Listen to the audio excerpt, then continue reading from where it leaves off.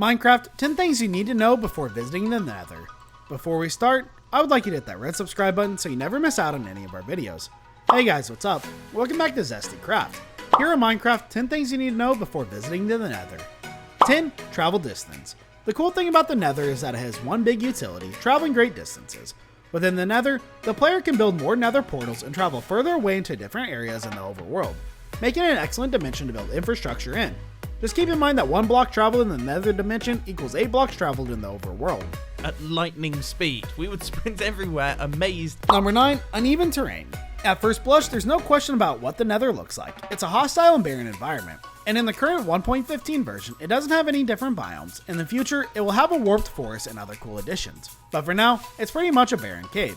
This means there's a huge drops and random cliffs looking down into lava lakes that pretty much spell instant death in the unseasoned player. Keeping one's eyes peeled is crucial. It just look amazing, but even then they've been somewhat expanded on. There's several. Number 8. Fire and lava pockets. The Nether doesn't have a huge abundance of Oreos like the overworld does. In this 1.16 update, players will get the chance to rush to the Nether in search of the highly covered ancient debris, which can be turned into the netherite, a material stronger than diamond. However, in 1.15, there's only quartz and glowstone to look out for. When mining in the Nether, it's critical to keep an eye out for lava pockets, especially in solid walls and floors, as well as random drops. Always mine slowly and light up the path properly. Brewster.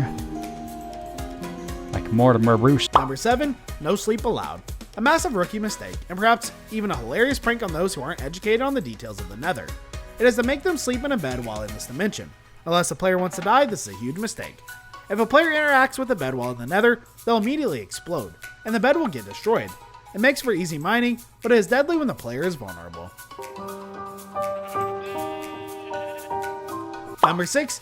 Dealing with ghast. A major threat in the Nether is an abundance of ghast, which are these giant white flying ghost-like creatures that make screeching sounds when attacking the player. The best way to deal with them is with a bow and arrow, or just hiding from them until they despawn. A big mistake for newbies is to enter the Nether without a flint and steel and not build a room around their portal instantly. Ghosts can actually break portals with their explosives, so make sure to be prepared at all times to protect the portal. Correctly. You can also deflect their fireballs with arrows shot from a... Number 5. Zombie pigmen. Zombie pigmen might look terrifying, but the good thing about them is that they're passive unless provoked. They are not only very tough to deal with alone, but the problem comes in when there's a bunch of them around the player. If one pigman is attacked, every pigman in the vicinity will immediately turn on the player and attack them. This can be quick, instant death if they get overwhelmed, so leave the pigman be. Number 4. Water doesn't work. It's a human instinct to want to bring a bucket of water into a place filled with lava and fire. Sadly, Myohong was pretty smart about this and fixed their game so that players couldn't take advantage of things and just turn every lava lake into another obsidian platform. If a bucket of water is emptied into the Nether, the water will simply vanish and evaporate into thin air. It's most likely due to the immense heat in these caves. Low towards nearby water sources, so as you guys can see, this is not... Number 3. The Nether Roof Method. Who doesn't love game-breaking hacks? Well, this one is actually very doable and doesn't require the player to download cheats. In the Nether, there's an area on top of the world called the Nether Roof, which is a massive flat surface of bedrock where mobs don't spawn. Players like to use this to build farms, as well as portals that travel easily without having to deal with mobs. OMG Craft has a great in-depth guide on how to get rid of the roof quickly. Number 2.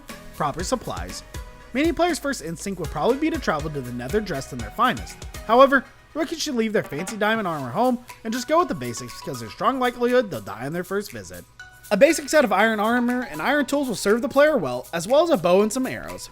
A shield is an absolute must and will help cut some of the damage taken. This right here is your food bar. It slowly goes down over time on its own. Number 1. Leave blazes be. At some point during another visit, players will likely run into a big dark fortress which will contain a whole host of evil mobs and some precious loot. One of the mobs in particular is a blaze, a fire-spewing hovering creature that pops out of a spawner block. Although it might be tempting to destroy these spawners, it's important not to. Blaze rods are a super valuable item in the game, and these spawner blocks can easily be turned into renewable experiences farms in the long run. This brings us to the end of our video. I hope you enjoyed it. Hit like if you did, and don't forget to subscribe to our channel so you don't miss any of our videos in the future. Also, watch the next 2 videos that are on your screen because I'm sure you'll love them. With that, I'll see you in the next video.